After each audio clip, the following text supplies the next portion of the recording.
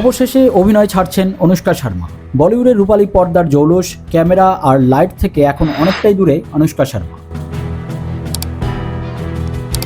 ঝুলন গোস্বামীর biopic চাকদো express দিয়ে যে দাপুটে প্রত্যাবর্তনের ইঙ্গিত তিনি দিয়েছিলেন, তার ভবিষ্যৎ এখন অনেকটাই অনিশ্চিত। আর সেই অনিশ্চয়তার মাঝেই যেন নিজের জীবনের নতুন গন্তব্য খুঁজে পেয়েছেন এই জিরো অভিনেতা।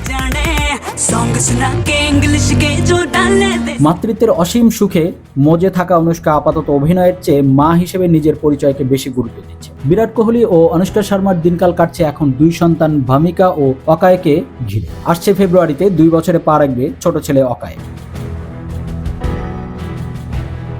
আর বড় মেয়ে ভামিকার 5 বছরের জন্মদিনেই যেন নিজের মনের আগল খুলে দিলেন অভিনেতা। সন্তানদের কোলাহল আর ঘরকন্যার ব্যস্ততায় অনুষ্কা এতটাই ডুবে আছেন যে অভিনয় জগতে ফেরার চেয়ে মা হিসেবে গুরু দায়িত্ব পালনই তার কাছে এখন পরম পাওয়া। সম্প্রতি ভূমিকার জন্মদিনে ইনস্টাগ্রামে এক আবেগঘন বার্তা দিয়েছেন অনুষ্কা শর্মা। সেখানে তিনি জানান, মাতৃত্ব তার জীবনকে পুরোপুরি বদলে দিয়েছে।